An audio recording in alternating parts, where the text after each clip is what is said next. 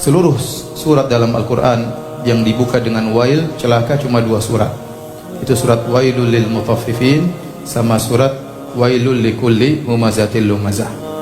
Adapun Wailul lil Mutaffifin itu artinya kecelakaan bagi orang-orang yang mengurangi takaran timbangan tatkala dia menjual kepada orang lain.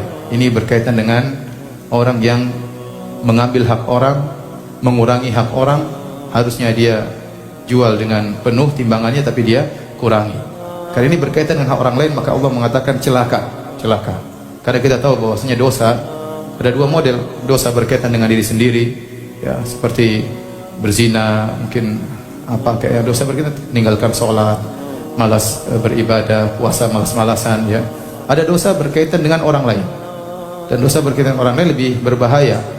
Karena dosa kalau kita berkaitan dengan diri kita, pada dasarnya Allah Maha memaafkan.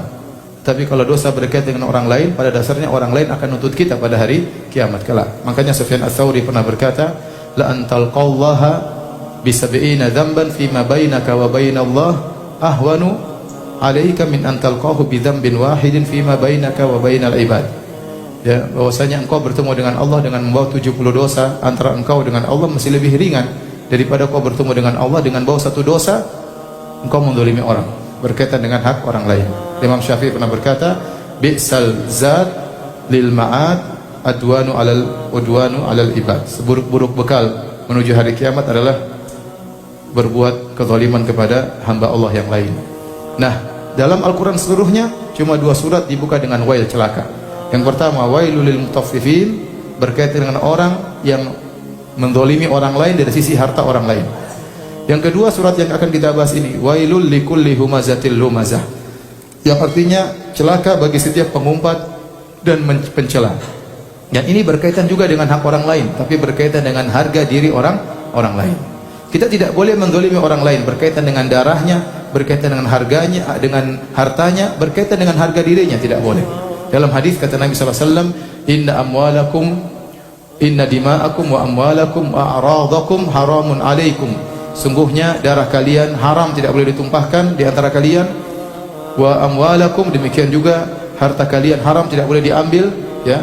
Wa aradakum, demikian juga harga diri kalian haram, tidak boleh dijatuhkan. Sebagaimana tidak boleh kita ganggu orang lain dari sisi kita pukul dia atau kita ambil hartanya, tidak boleh juga kita menzalimi orang lain dari sisi harga dirinya.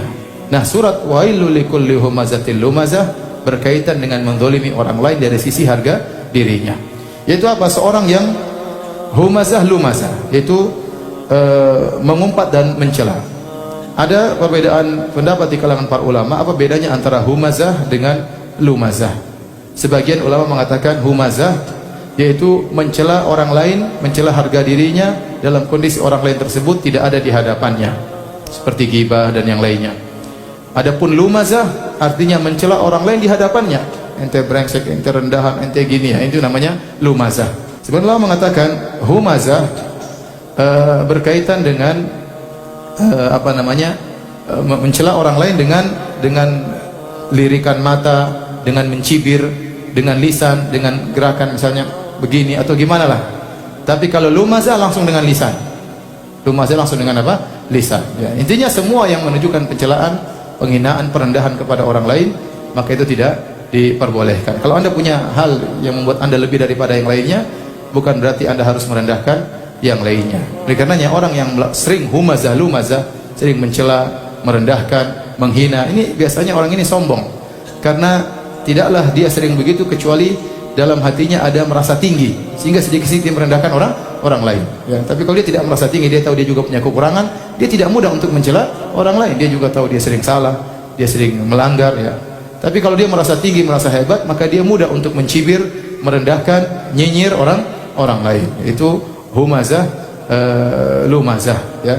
Kata Nabi SAW, al-kibr batarul haq wa ghamtun nas. Namanya sombong itu menolak kebenaran, sudah jelas kebenaran di hadapan dia ditolak, wa ghamtun nas, dan merendahkan orang lain. Makanya dalam hadis kata Rasulullah SAW, al-muslim akhul muslim, la yadlimuhu wa la yuslimu wa la yahqiruhu. Seorang muslim saudara bagi yang lain, jangan dia rendahkan muslim yang lain. At-taqwa hahuna, ya. Ketakwaan itu di dalam hati, kata Nabi SAW. Bihasbi imri'in minasyarri an yahqira akhahul muslim. Cukuplah seorang dikatakan buruk kalau dia merendahkan saudaranya. Kemudian kata Allah Subhanahu wa taala, alladzi jama'a malan wa addadah. Ayat ini pada asalnya berkaitan orang-orang kafir yang kerjanya mencela, mengumpat, dan di antara sifat mereka alladzi jama'a malan wa addadah. Dia mengumpulkan harta dan menghitung-hitungnya. Kata Allah Subhanahu wa taala, ya, addadah, yaitu menghitung-hitung, selalu menghitung, tiap hari hitung duitnya berapa, bertambahnya berapa, asetnya berapa, itu kerjaannya. Kenapa? Kata Allah, yahsabu anna malahu akhladah. Dia menyangka hartanya akan mengkekalkan dia. Sehingga akhirnya apa? Dia pelit, tidak mau bersedekah, tidak mau menyumbang. Dia kumpul hartanya. Kenapa? Dia menyangka kalau hartanya banyak, umurnya bertambah. Kalla, kata Allah sekali-sekali tidak. Umurnya tidak akan bertambah sama sekali. Apakah kalau kita punya rumah 10 berarti umur kita bertambah setahun? Jawabannya tidak. Apakah kita punya mobil 10 akan bertambah umur kita semenit? Jawabannya tidak. Jangankan setahun, 1 detik saja tidak akan bertambah. Mau harta sebanyak apapun, kalau tibanya meninggal akan meninggal. Tidak akan harta yang kita kumpulkan menambah umur kita meskipun hanya sedetik. Bahkan kata para ulama, tatkala kita kerjaannya menghitung-hitung harta, umur kita berkurang sebenarnya. Kenapa berkurang? Hitung-hitung terus, nggak ada kerjaan, hitung lagi. Akhirnya apa? Waktu habis untuk ngumpul-ngumpul dan hitung-hitung. Waktu habis untuk ngumpul-ngumpul dan hitung-hitung, tidak pernah puas. Maka umur dia sia-sia, akhirnya umurnya berkurang. Harta yang disangka menambah umurnya malah mengurangi apa? Harta mengurangi umurnya. Kemudian kata Allah Subhanahu wa taala, kalla la yumbadanna fil hutamah. Sekali-sekali tidak, hartanya tidak akan menambah umurnya, dan dia akan dilemparkan dalam neraka al-hutamah. Nama neraka banyak ya. Nama neraka ada neraka Saqar ya, ada neraka Wail, ada neraka Jahannam, ada nar, ada al-hutamah. Al-hutamah diambil dari kalimat hatam atau tahtim yang artinya melumat. Jadi kalau api neraka mengenai tubuh manusia, dia akan melumat tubuh manusia, tidak ada satu sel pun yang tidak kena api tersebut, dan langsung dibakar secara langsung. Makanya kata Allah Subhanahu wa taala, "Wa ma adraka mal hutamah." Tahukah engkau apa itu neraka al-hutamah? Narullahil muqadah, yaitu apinya Allah. Tatkala Allah mengatakan apinya Allah, itu berarti Allah mengagungkan perkara tersebut. Bukan api sembarangan, apinya Allah. Tatkala Allah mengagungkan masjid, Allah namakan rumah Allah, Baitullah. Ya. Tatkala Allah mengagungkan ontanya Nabi Saleh, Allah mengatakan naqatullah, ontanya Allah Subhanahu wa taala, ya. Tatkala Allah mengagungkan nerakanya, Allah mengatakan narullah, apinya Allah, bukan api sembarangan. Api yang paling panas di dunia ini tidak ada bandingannya dibandingkan dengan api neraka Jahannam. Al-Muqadah, yang dinyalakan ribuan tahun untuk semakin panas. Neraka sekarang sudah ada para ikhwan dan akhwat. Dan apinya sedang dinyalakan terus, dipanaskan, ya, supaya semakin panas. Nanti tatkala tiba hari kiamat baru didatangkan, ya, sekarang apinya sudah ada dan sedang dipanaskan oleh Allah Subhanahu wa taala. Kata Allah, di antara ciri api neraka, allati tattali'u 'alal afidah, yang api tersebut langsung masuk ke dalam jantung, ke dalam dada, ya. Oleh karenanya Muhammad Tahir bin Ashur mengatakan, bedanya api neraka dengan api dunia, kalau api dunia membakar biasanya dari luar terlebih dahulu, baru kemudian semakin panas akhirnya masuk ke dalam. Adapun api neraka bakar langsung luar dalam, langsung begitu dibakar langsung masuk ke jantung.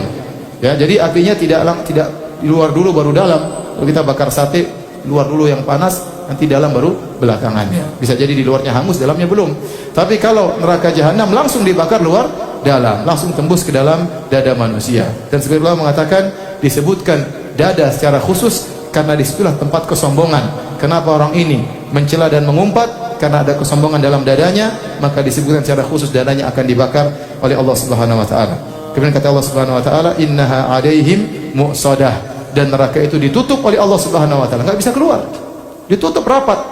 Tidak ada pintu untuk keluar dari neraka Jahannam. Makanya kata Allah Subhanahu wa taala, wa ma hum anha bighaibin. Mereka tidak pernah gaib dari neraka selama-lamanya, selalu hadir dalam neraka. Tidak ada waktu libur, ya. Libur sehari keluar masuk lagi, tidak ada. Dibakar selama-lamanya, tidak pernah keluar, tidak pernah diringankan.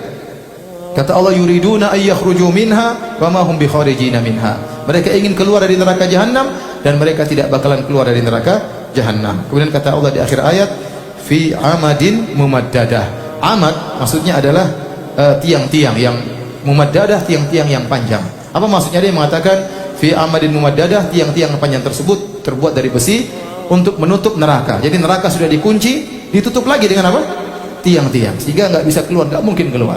Ada yang mengatakan fi amadin mumaddadah, maksudnya tiang-tiang dililitkan kepada para penghuni neraka, mereka dibakar bersama tiang-tiang tersebut.